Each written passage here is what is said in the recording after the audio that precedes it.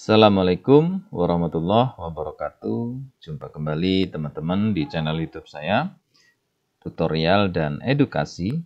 Teman-teman, hari ini kita masih di Microsoft Excel ya. Dan hari ini kita nanti akan membuat sebuah filter terhadap jumlah atau stok barang pada toko ya, atau pada gudang atau pada perusahaan tertentu.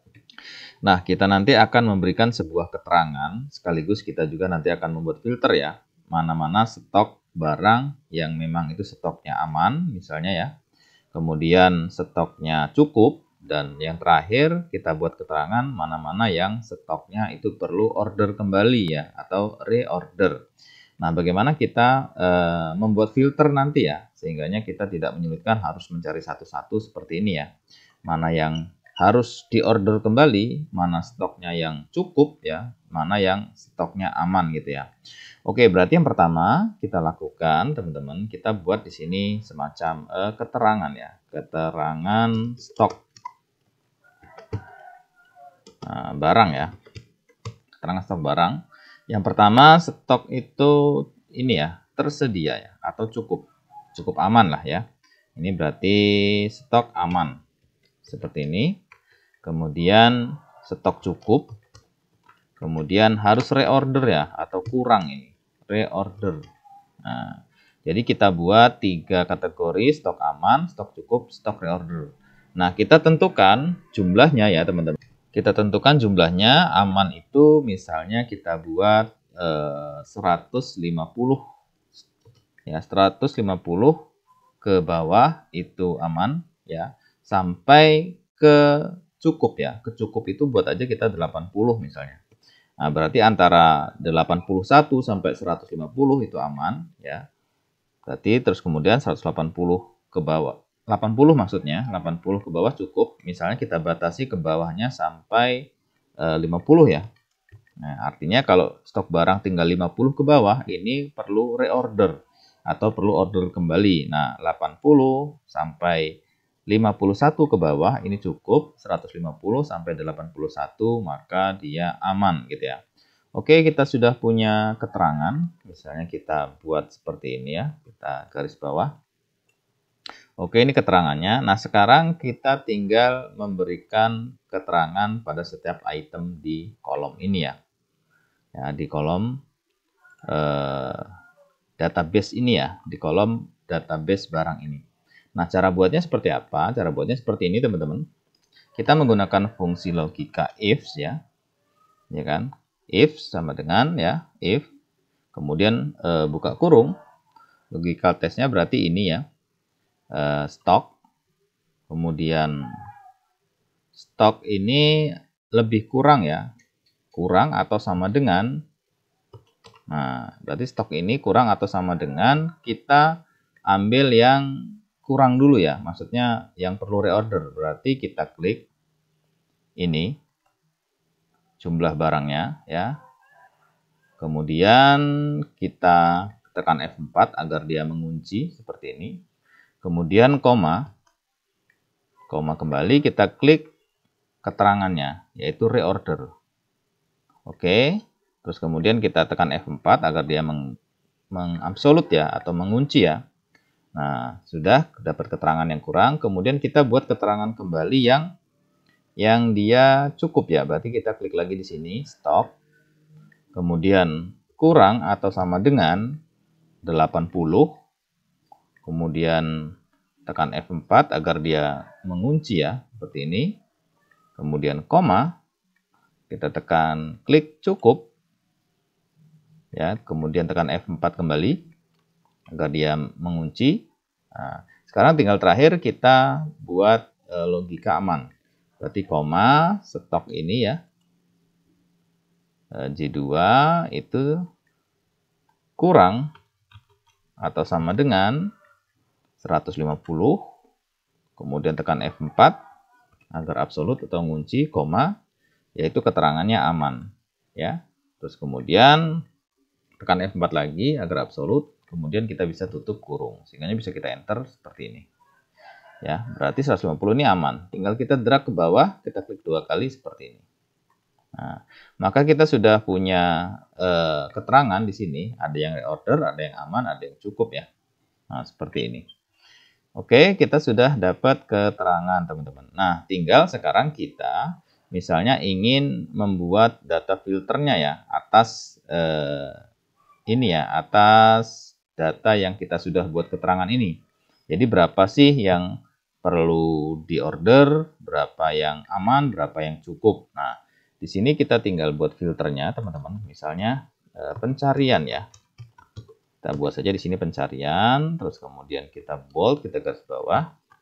Nah, nanti di sini ya, mana yang data aman, mana data cukup, mana data reorder. Nah, berarti di sini kita buat data listnya ya teman-teman. Atau di sini ya, ini mohon maaf, sebentar.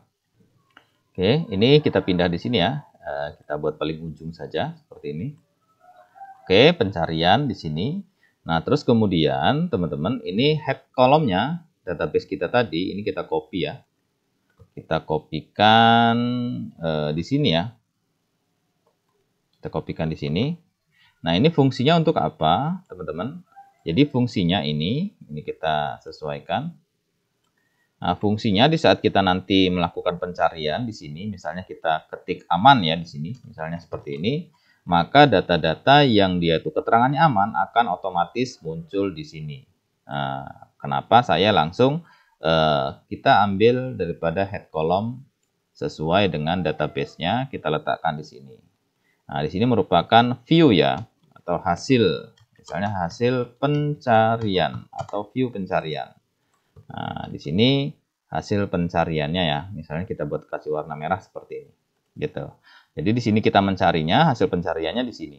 Nah, nanti muncul di sini.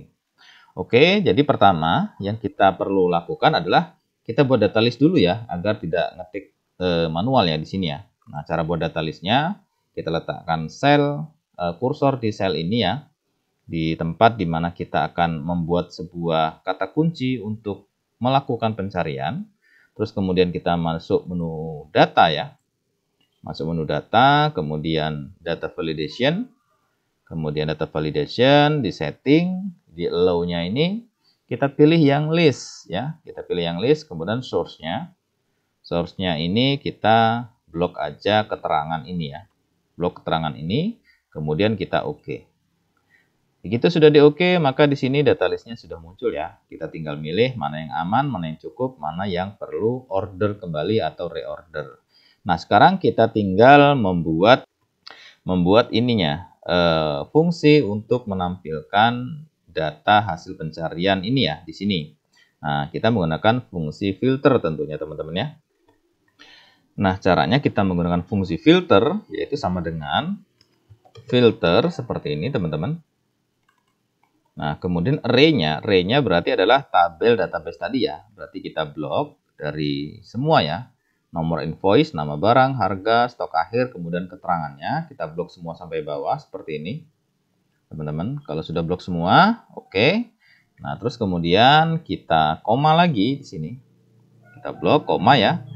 Koma, include-nya berarti kata kuncinya ya yang akan kita tampilkan. Nah, berarti ini ya. Keterangan ini. Berarti kita blok keterangan ini sampai dengan semua ya di bawah. Nah, kalau sudah, kemudian sama dengan adalah kata pencariannya ini ya, berarti sama dengan di sini. Karena di sini adalah kata kunci untuk kita melakukan pencarian. Kemudian tutup kurung, baru kita enter. Nah, kenapa ini tulisannya seperti ini ya, seperti error ya. Kita ignore error aja, abaikan.